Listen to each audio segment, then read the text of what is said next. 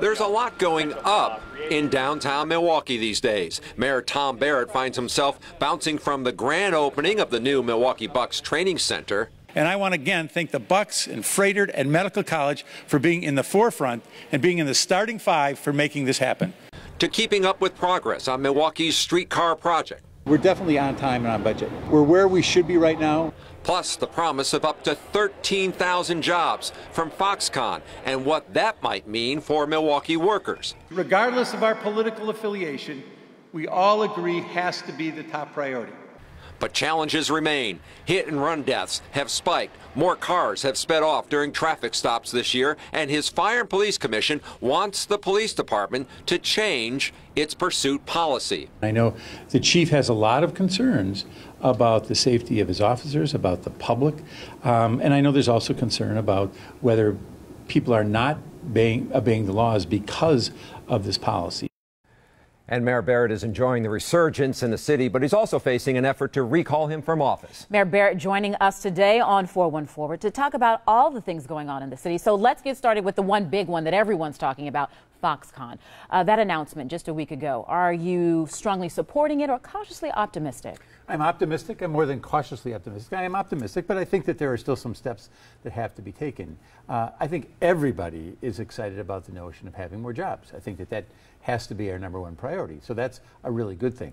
At the same time, it now goes through the legislative process, and I think from environmental standpoints, from labor standpoints, we want to make sure that we don't abandon the strong principles that we've had here in the state of Wisconsin. So I am optimistic, but I know that there's work that needs to be done. What's in it for the city? Well, hopefully there's jobs in it for the city. Right, but is there a potential, there's talk of maybe an office in the city as well, and then also, the potential for workers who might go to... We're focusing right now on the workers, because we have a lot of people in the city of Milwaukee, particularly from the central city, who we would love to have engaged, and it's not just in Foxconn. You've got that southern corridor with Uline, with Amazon. This is a perfect time for us to focus on workforce development and transportation, because basically there's 3 stops there where you could have hundreds of people from the community being able to get jobs. And are you at the table, or is someone from the city at the table having that conversation about transportation, of transporting your underemployed to these locations that are just spurring? It's very much on our front burner, and I can tell you that our Employ Milwaukee, which is our workforce development agency, was with me in my first meeting with state officials on this, because we're interested in making sure that we're making that connection, that physical connection between workers and those jobs.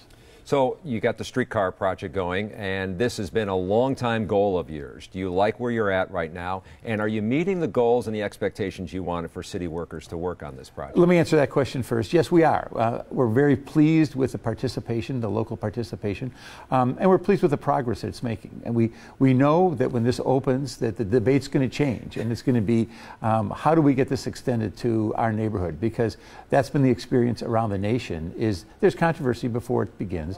But then once it's up and running, then people say, wow, this really has helped. And I can tell you, already I've had real estate people coming up to me telling me that they're seeing increased demand for pieces of property along the route. So part of our goal here was economic development, and I think you're already starting to see signs that that's going to be beneficial to us. Where would you like to see this expand to?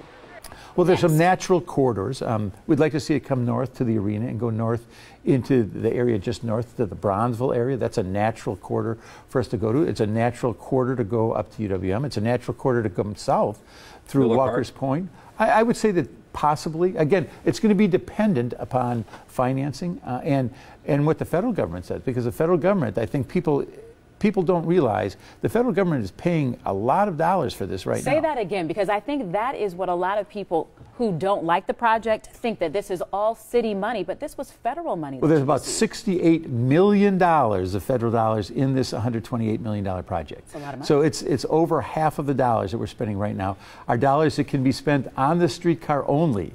They can't be spent on something else. So if we were to say no, it wouldn't go to any other issue other than it would go perhaps to another city for their streetcar. Will this answer your transportation needs, or does there have to be a broader dialogue? There has to be a broader dialogue. And I've never pretended that this was the one answer to everything, because you've got corridors that run north and south, but you also have corridors that run east-west. And what I want to do, though, is I want to make sure that people understand that in a growing economy, fixed transit is part of the equation, because any growing city in North America right now, whether it's in the United States or Canada, has some fixed transit as part of their transportation arsenal, and that's what we want to do. But of course we're focusing on freeways, of course we're focusing on bus rapid transit and city streets. If you look around the city, we're improving the city streets as well, and that's a priority for people. Nobody likes those potholes. I don't like those potholes, you don't like those potholes, nobody likes the potholes. But how does transportation fit into as the city continues to grow? And when you hear companies like Pfizer looking potentially at downtown, is that part of the equation for them? I think it is. I think that the accessibility to downtown is important, and I think we have that right now, both with freeways, with bus routes, with bicycles. You see the bubbler bicycles in the heart of the city, and that's something that's growing nationally. It's growing here as well. So I think it's all about choices and giving people choices, and we're pleased with the progress we're making. There's always more we can do, but certainly the momentum is growing, having more transportation options. Pfizer coming? Well, we don't know that yet, and maybe we'll find out soon. I don't have an answer for that right now.